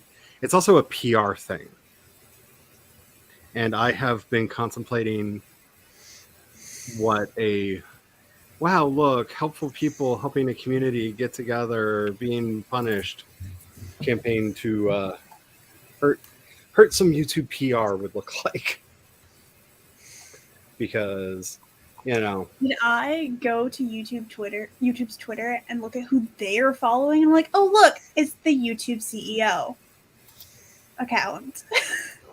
What would happen if I add you, ma'am? Yeah, it's a lot right now. I'm questioning some of the accounts they follow, though. Okay, so I will say, Paget, I reject realism in every way that term is used. Realism is a way of tapping down enthusiasm and making people feel like they can't do things. No one has ever accomplished a big goal by being realistic. And that goes from everyone from the huge successes like Walt Disney, when he was literally like had his IP stolen from him and was like, I'm going to take over the world and show you and put you out of business, Max Fleischer. Like, yeah, that's cute, boy. That's cute. And then he did it because he was very unrealistic about everything and like made people work unrealistic hours too. Like, maybe be nice. But like, that was unrealistic. The getting the 19th Amendment passed was unrealistic when it was first proposed, and in some ways feels unrealistic that it actually exists to this day, given the way some people talk on the online. Everything feels unrealistic until it is made real. So I just reject talk of, is this kind of change realistic? Well, the idea that we would do anything to eradicate slavery in the United States was an unrealistic idea until it happened. You know, the idea that there would be a civil rights movement, there would be a BLM movement, that people would actually care that bad things are happening was unrealistic until it wasn't. Like, every change is unrealistic until it actually happens. And hopefully that doesn't It may sound take a defeatist long to you. time, but Yeah. And I hope that doesn't sound defeatist. A lot of to women you, got but beaten within an inch of their life or beyond just because they wanted to have equal rights for a very long time. Like, I want to just point out, women's suffrage did not start in like 1900 in America. started in the 1840s. Actually, It started way before that. if you really want me to actually this shit, it actually started in the late 1600s, the American colonies. mm-hmm. So, yes, do not trust what your teachers have told you about any part of human history when we're I was talking about listening the to a oppressed. podcast about it, and the earliest they went back was like 1847 or something. That would've is been not strangers. even as early as like history books. Like Montana was already discussing as a territory, like was discussing, you know, if we become a proper territory, we could definitely get women folk here if we gave them voting rights. That was discussed for literally decades before it happened. Because I Like, believe when I that talk about like women's suffrage, but my point is just simply this: it took over 100 years of women getting beaten for just walking down the street saying, "Hey, you know what? Women deserve rights. Like any rights, we'll take any rights. What rights have you left on the ground? We will take those. We would like all of them eventually, but we'll take any you're not using." And like just strange men, just rando men. It was like this was the sport, was just beating any woman who thought that she deserves rights in the streets with any stick a man would find. And the police just watched because, yep, you got to keep these women within line. And this was just in America where an entire country that ran on women's backs. And this, we didn't even get traction until the combination of World War One and the flu. I don't want to call it the Spanish flu now that we're all like, I don't know, but we don't have a proper name for it. But the flu that killed approximately, what was it, 5% Yep. of the human population in the world. It was just enough to tip it over. There were just enough fewer men that it was like just enough tragedy, and it was a lot of tragedy in order to tip it over so women in America get the right to vote. And even then, still, women were threatened anytime they went to actually go vote. So I just want to point out, it doesn't come without effort. If you are already tired, just know that you got to pace yourself, because this is forever. And also remember the optics. Like, while there were a lot of very negative and harmful reasons the suffragettes dressed the way that they did, one of the main reasons they did it is for the optics of people beating up very well dressed, very clean, fine dressed women with fine coiffed hair. Like, the optics of people seeing that triggered things in their brains that made them go, "Oh wait, am I the baddie?" Like, a lot of this has to do with optics and making sure that you are using a lot of cultural assumptions in your favor. It's actually one of the reasons why I like celebrating Christmas, is because that is a women's suffrage movement. The modern American Christmas, where children get toys and that the whole family around the tree, and then we have a lovely meal and we all spend time together, that is a women's suffrage concept. That it is radical, y'all. Because what is radical about it? Men are not off together drinking heavily.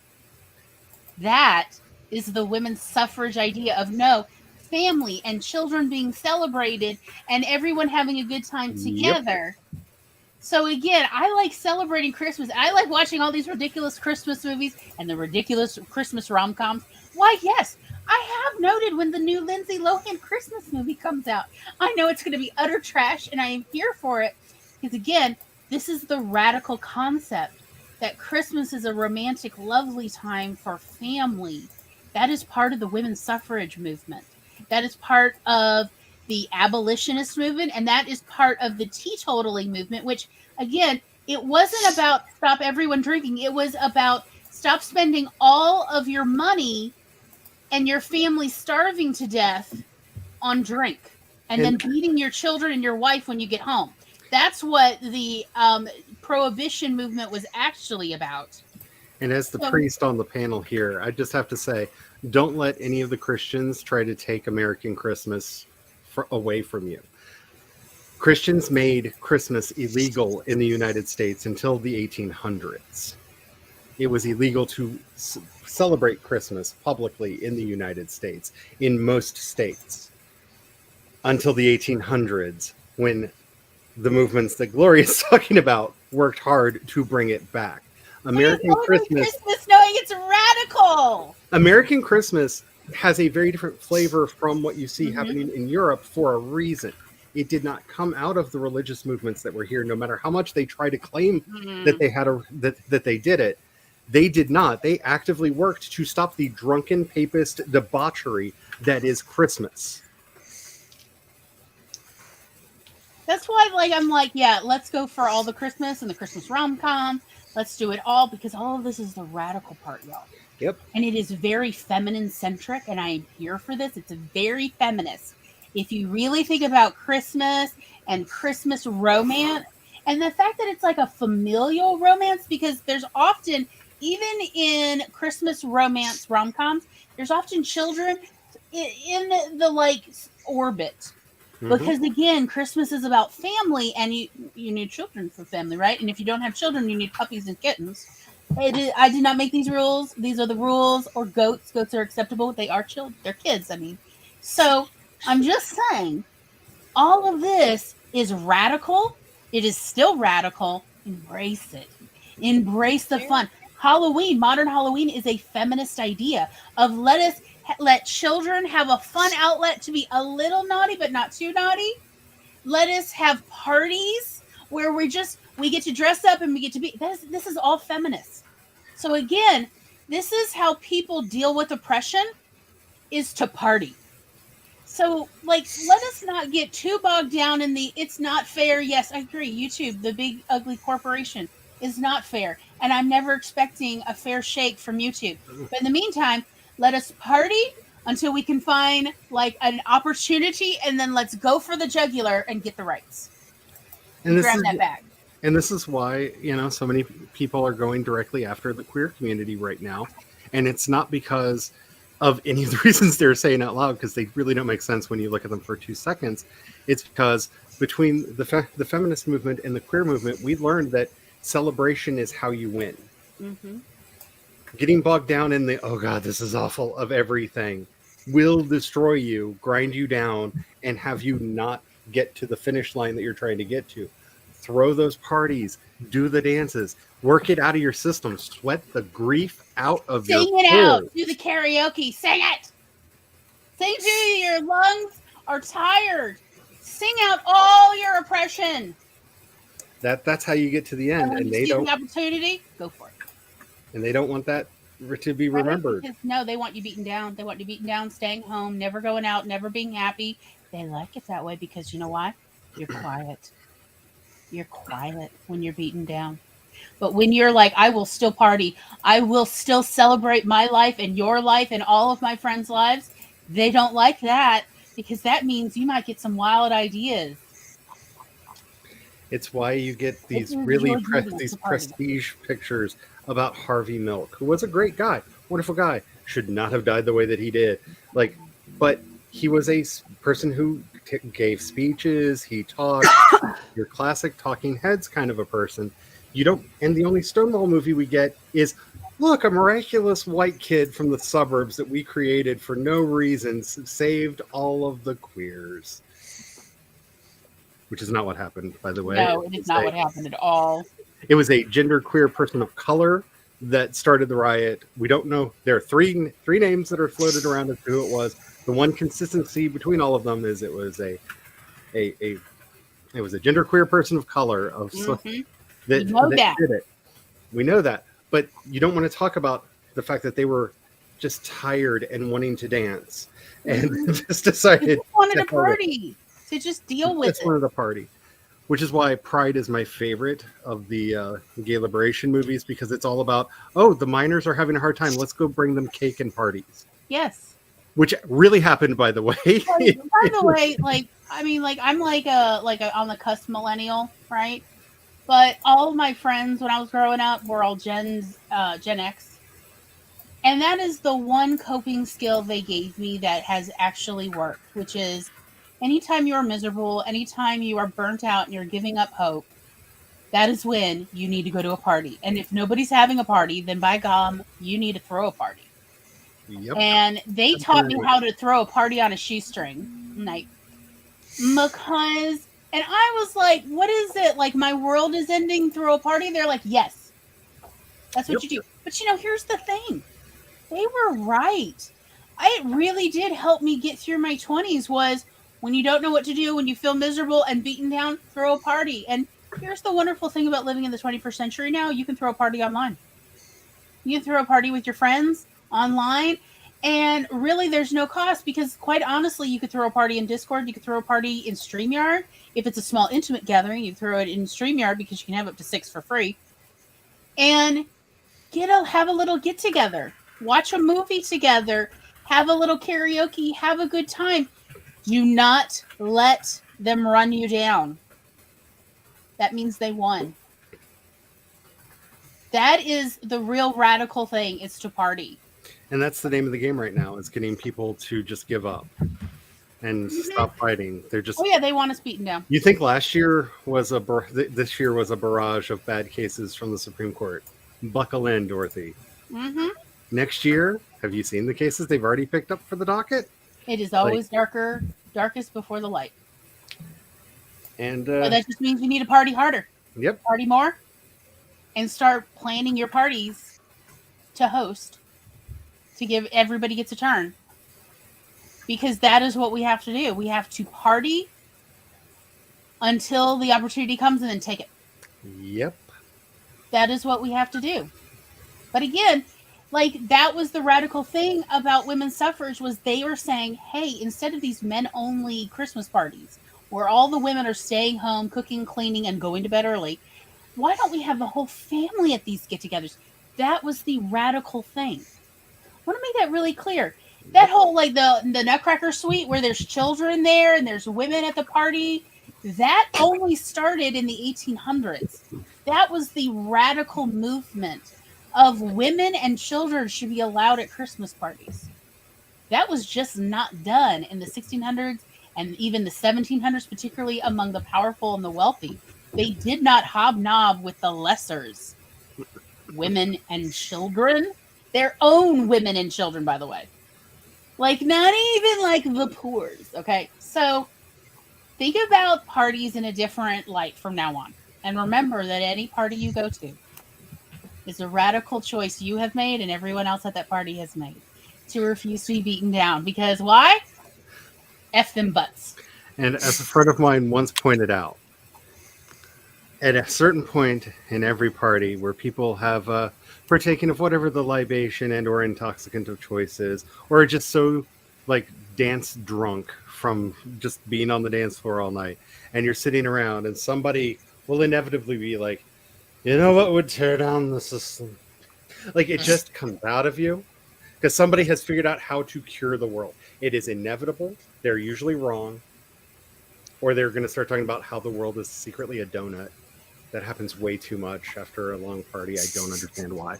But it's never the same person twice. Like, this weird... Anyway.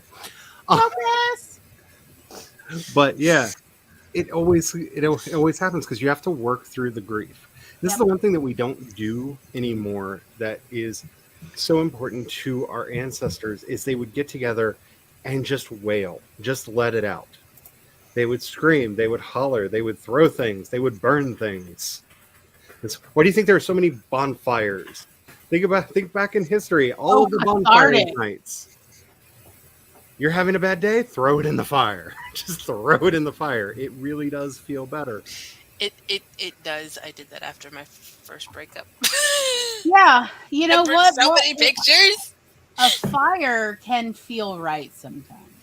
And it's Am I important to applying remember. for a bird job has at switched YouTube here. right now? Are you applying for what, Kat? Am I applying for a job at YouTube right now? Yes. Go for it. Did I literally just look up jobs at YouTube? I'm like, what jobs do they have available? I'm like, oh, I actually qualify for this one. And just Hey, remember, Megan, maybe you should look too. Sawa- You're have closer.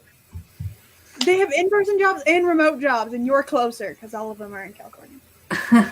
and Ooh, just remember, I hadn't thought about that. Samhain is a fire festival. It is one of the 4 fire festivals of the year where people would gather together and light their bonfires.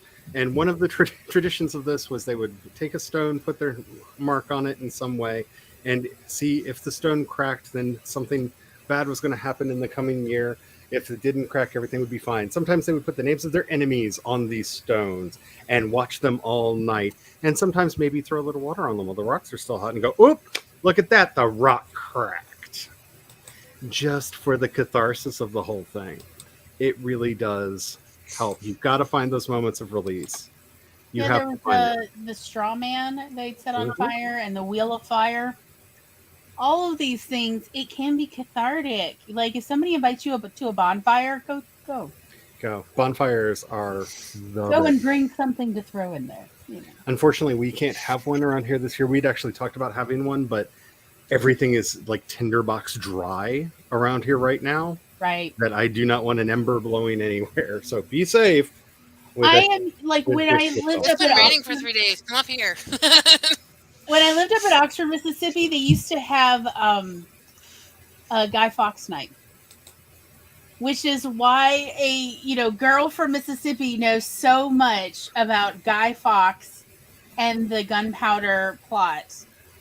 And like, why? Why would we have a bonfire every November 5th? And that was the first place I ever had like mulled apple cider, and it was so yummy and delicious. And just watch adults with shenanigans around this bonfire all night. It was weird but fun. But it is cathartic. You There, can light a fire in your grill. there are things that you could do that are not fire related. At one of the I think it was an in-bulk I went to one year, everyone tied their concerns to a stone, and we had a giant cauldron that was just filled with whatever they had in there that was their forgetting potion. It looked evil. It smelled like heaven though. Like there was definitely lavender in it. Like you could smell the lavender, but it looked like you were throwing it into like the very pit of hell. And you just wrote it on there, tied it to a stone, and threw it in there and watched it sink. The act, externalizing our thoughts, is a very important thing that we do not do enough, getting them out of our head. It's why I often talk about how I have personified my internal editor into a plastic skull that I own. Do I literally believe that a plastic skull is talking to me? Of course not.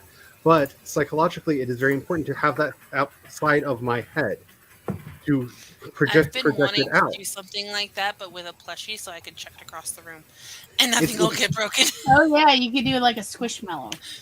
It really does help because when you hold everything on the inside, that's where things can fester and they can just get worse for you. You have to find ways to get them out in some way, shape, or form. And write everything that makes you mad on a candle. Get yourself a taper candle. Get yourself a tower candle. Write all the things that you're mad about on that candle and watch it melt. Just light it and just watch it melt. Watch it melt away. It is cathartic. It really does feel good. Hello, welcome back. Yes. Get in there. Infiltrate. I can't wait to get all of the covert reports from the inside of YouTube from all the people that will be applying there now. Yeah, and then we're gonna find out, it's just absolute chaos and nobody's properly in charge, Oh, definitely. I've There's worked on a goat and you sacrifice cobs of corn to it. And whatever which corn the goat chooses, that's what YouTube execs then go with. Like that kind of. That's what you're gonna find out. That it is like seriously something out of the librarians, and I am not even gonna blink. Brian and I have been talking a lot about Severance lately because the next season is going to be coming out in the not too distant future, and I just feel like a lot of these companies are just that. They're a weird cult where people show up every day and literally drag numbers around.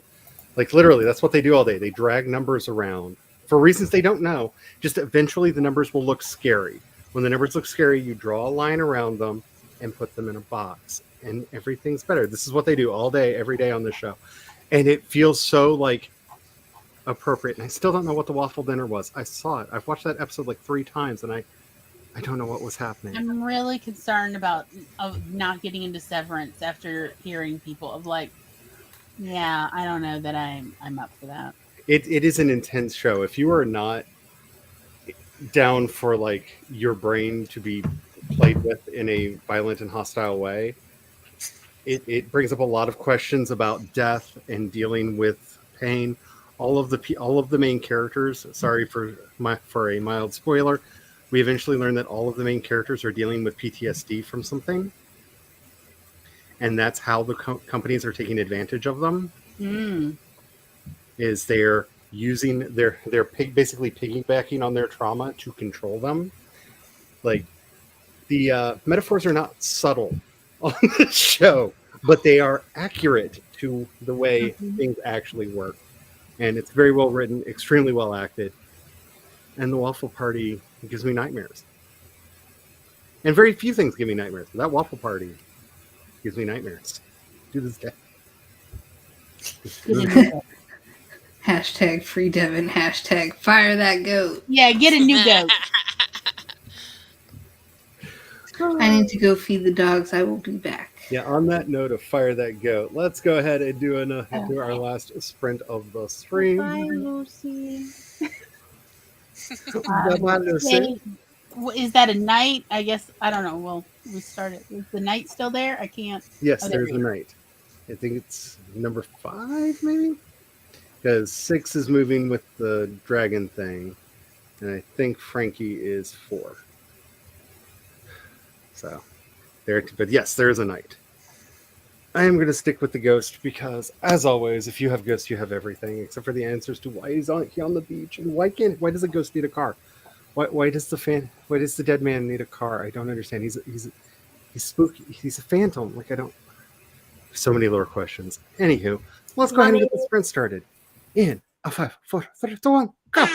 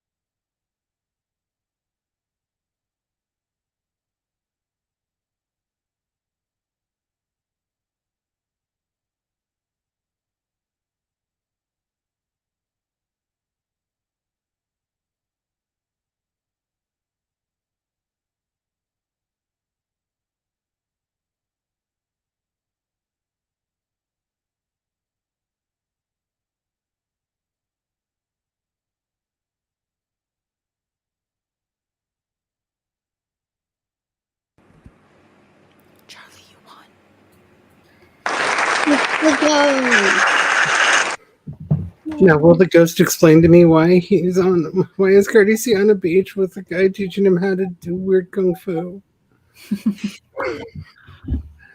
I need so many answers.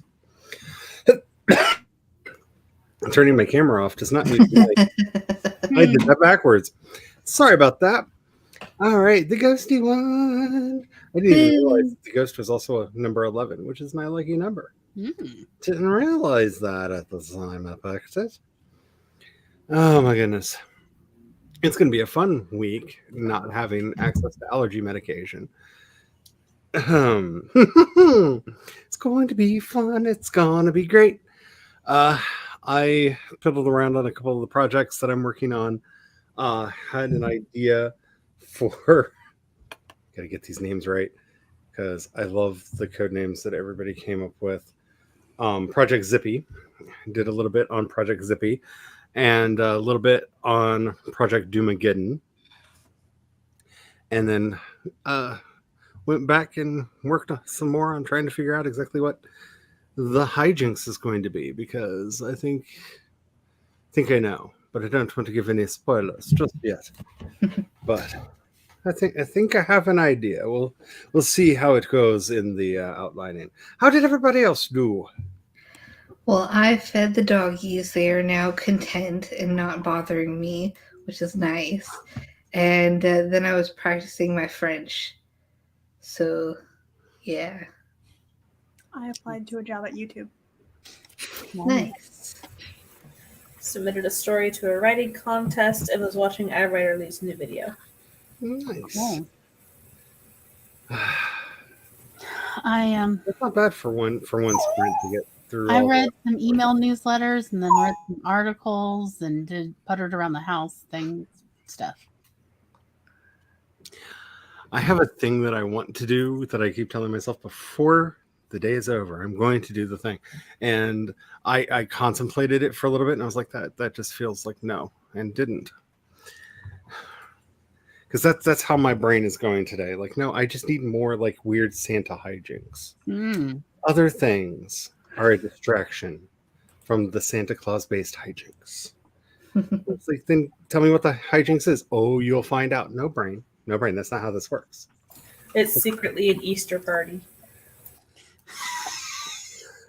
Okay, so I've been debating exactly how Rise of the Guardians this is going to get, because I have contemplated, because so if Krampus is a furry, then the Easter Bunny would be a furry would probably be a furry in this situation. So they probably know each other. Yeah. And the Easter Bunny would probably somehow become involved. And I'm just like, brain, will you just stop? And it's like, no. You just wait to the first one. All the ideas go, like, yeah. Are there leprechauns? Because we decided to put this into my urban fantasy setting, of course there are leprechauns, and leprechauns are terrifying. So they may or may not show up in the story. What about those? I can't remember what they're called in Iceland, but you know those the mountain boys, the Yule lads. Yes, I have decided I am not using any of their real names because I am not typing that many letters repeatedly at all ever. I'm sorry, no offense to the people of Iceland, but that's a lot of letters. A lot. You're right. To type. They do. They have nicknames even in Iceland, like the Peeper and the Pantser. Yeah, I don't know what he's called, but I call him Full Ham, because that is literally what he's known for, is pressing his little buttocks to the windows and leaving butt prints in your window. Like, so I can't remember. He has a name that's like a nickname that's sort of Icelandic, but I just think it was Full Ham. Xerox. I will say the Yule Cat may make an appearance, because I feel like the Yule Cat's been done dirty. Yes. And just like there's going to be a murder floof, but like floof. There may be a giant murder floof that just randomly shows up through the story, because of course the Kellyak is going to be in the story. and I am really looking forward to writing both her, and I'm splitting her in half. So we're going to have the Scandinavian version of the Scandinavian version of Beryl, as well as the Irish version of the Caliac. So the old hag of the north has been turned into my favorite trope of all times: the two aunties that are just here to meddle with your life. Did you hear that they think they just found the real burial site in Turkey of the real original Santa Claus? Awesome. That's cool. Interesting. Yeah. Because, like, what he was actually known for was giving poor girls free dowries so they could afford to get married. That's really nice. Yeah, that was like he would like anonymously. Would you throw like little bags of money that was their dowry over in their courtyard at night, like, and then scamper away. Like, he was That's actually a really nice, not creepy person. And one of the ways he got associated with stockings and shoes is because of working out on the farm. They would basically leave them on the windowsills or out on the fences to dry during the evening, and he would just sneak the stuff in. A little bit of, yeah. They'd come out to get their shoes in the morning, and there'd be like a bag of coins in it. They'd be like, well, I guess Nick came by.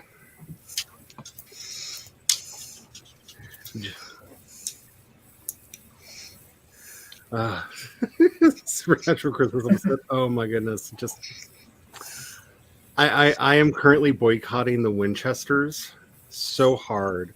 Like, it's a boycott of one. I don't know how many other people have joined in this, and it's not because of how they did Destiel dirty, but Super Hell, really? Anyway, it's I don't need another addiction that's going to go for another 20 years. Like, I have fears. Like Supernatural, they kept being like the final season, except for we decided we're going to go 5 more. Like, just I don't need to start down another path. I just don't. I don't need. I don't. I'm I had fun, but I only watched the first 5 seasons, which were actually plotted out ahead of time and make a cohesive story. But the best part is when it goes completely off the rails. Like, you at least need to watch the God arc, where they find out that God basically is a fan fiction writer, and that's why they keep getting. Yeah, God is a fan fiction writer who's like really into the Winchesters, and that's why they keep getting out of their problems. Is he keeps writing these ridiculous situations for them to get into, and then ridiculous ways for them to get out of it. And I'm here for it. I'm here for all of it. It's so dumb, and you know my opinions about the dumb. Just, mwah. Two of my favorite episodes are still the Groundhog Day one, where it's just Dean keeps dying every single day. It's Tuesday. Eggs in a poke. And then the one where Dean basically gets ghost sickness and is scared of everything. Chef's kiss. It's just a show that keeps on going. It just keeps on going, and then oh my goodness! It is a show that never ends. Like, I knew it wasn't over, and like when they announced the Winchesters, I was like, "See, you lied. You did it's over, and then here's the 5 more seasons. Like, you did it. You're just using a different cast. Except like, this is the prequel. But it's still not over. The show will never end. That's not necessarily a bad thing, because I can watch bad things happen to Moose all day long. Like, all day long. Like, I'm here for it. And around the house, we call him Moose so much because we agree with like all the opinions that a certain demon has of him that like I can't even remember the character's real name. I can't remember the actor's real name. We refer to the actor as Moose. We saw him in something the other day and we're like, hey, it's Moose. But What? like, he just got branded. Oh, The actor The who one plays who Sam. plays Crowley? yes. Or the actor who plays... Oh, No. that- Crowley calls the one brother Moose, Yeah, not Dean, the Sam. other one. Yeah, that one. Jared Padalecki. The dude from Gilmore Girls. Yeah, Jared. Moose. And by the way, Crowley is the actor who plays Crowley is really fun at parties. Just make sure that you have an ashtray and a bottle of scotch. He will show up. You can magically summon him to your parties if you're at a convention. He is a lot of fun. Do recommend 10 out of 10. So much fun. What does that even mean? Alrighty, we I have did not gone. even make it through the first season. Ah, I made it through the airplane episode, and the first season was like, when was this script written? 1970s? And that was the end for me. you do not understand my love of the dumb. Like It was like You just so don't inaccurate. It wasn't even accurate for when I first started writing planes in the early 90s. I'm like, no, what in what world are these the plane rules? So you're giving me weird flashbacks. I have a friend that does not understand my love of kaiju movies, and every time I see her, we have an argument about how Pacific Rim does not understand how evolution works. And I'm just like, that's not the point of the movie. The point of the movie is giant robot, giant monster, go smash smash. All I care about, giant robot, giant monster, go smash smash. They do with several, and a lot of smash smash is fun, but they don't understand basic biology. I don't care about your biology, giant robot. This is how do you simple equation here. Do you have a giant robot? Check. Okay, good. You have a giant monster. You have several? Even better. Do they smash? Yes? Good. Do cities get destroyed and nobody cares because just the cost of living here? Even better. Even better. Does Ron Perlman show up for absolutely no reason and use his boots to kill a giant kaiju? Yes, he does. Why? Because he's Ron Perlman, damn it. Of course he does. Enjoy the I stared at economic. his face for a whole movie working on that thing, man. I enjoy the economics Wait, no. of these kind of destructive movies, where all these cities are just laid waste. And also most Marvel movies of the estimates of half of the human population has to work in the construction industry for this whole concept to work. They haven't done a video in this series for years, but the CinemaSins channel had a series for a while called What's the Damage? And they would calculate the damage in movies. I think they did I remember Ghostbusters and Blues Brothers. Oh yeah, Blues Brothers. There's 5 categories It's of like movies. cop car. At Oh, the no, time not Blues that Brothers story. came out, it had the most And then they destruction tally up in a movie. everything that Yeah. gets destroyed, and then they figure it out from they factor in inflation. Yeah. There's 5 genres of movies that I really do not care what they have to do with reality. One, give me a ridiculous race scenario, I'm in. The more ridiculous, the better. The dumber the race, the It's a mad Rat world. race. Oh yeah.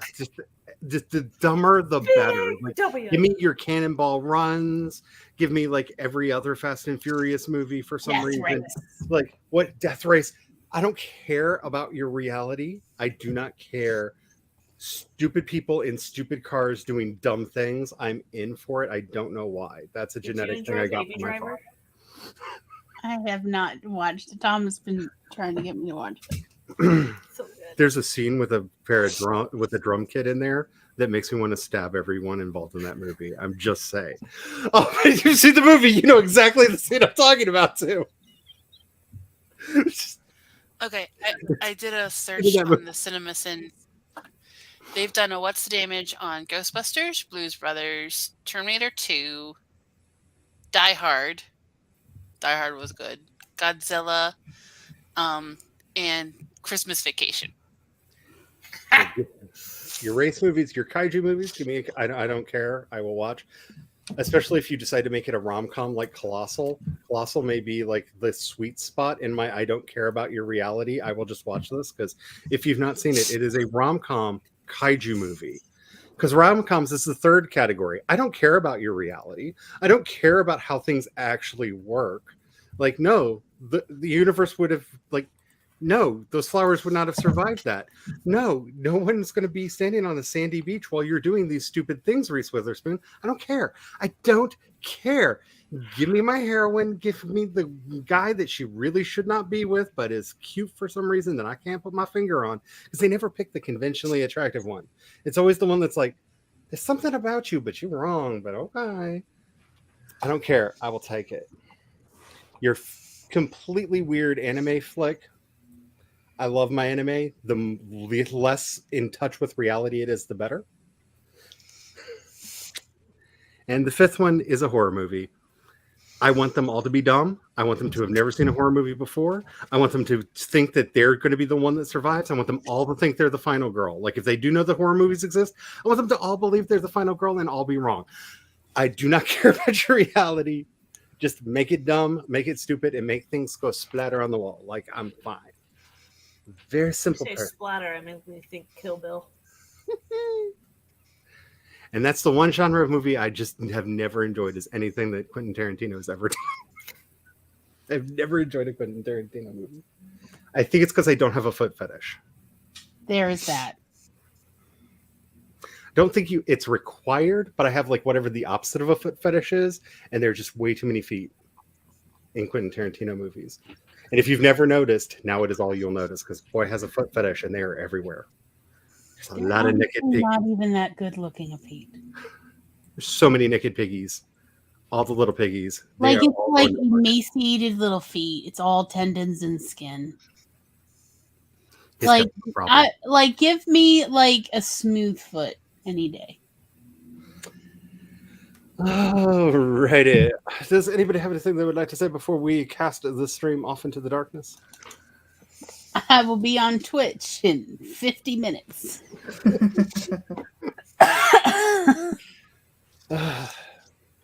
Check out Kat's new series, There Are No Ghosts Here. I got that wrong. No ghosts. Ghosts not found here. Ghosts not found here. I had some of the words. I had the general idea, right? The name. Oh, it's called These Are Not the Ghosts You're Looking For.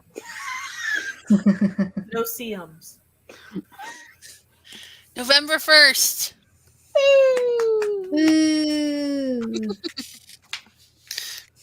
I didn't want to wait until the 22nd. The only thing I have to do is get the ISBN. So I'm like, why wait? Why wait? Why indeed? Alrighty. Until next time, make sure that you are out there making a stink so that we can hopefully get Devin his channel back.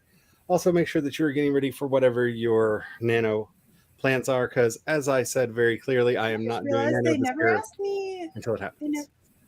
They never asked me for references. It's Google. They already know you. Yeah. They have your search. They already have you stalked. They know more about you than you ever will. You've come pre-stalked for them. Why even bother with references and credentials? They already know. I mean, I had to give my credentials. Like my resume, they wanted that. They never wanted references. They already know. Alrighty, have the fun, everybody. I wish I could tell you to go to Devin's playlist, but so I guess maybe you're on Twitch, or are you on YouTube tonight?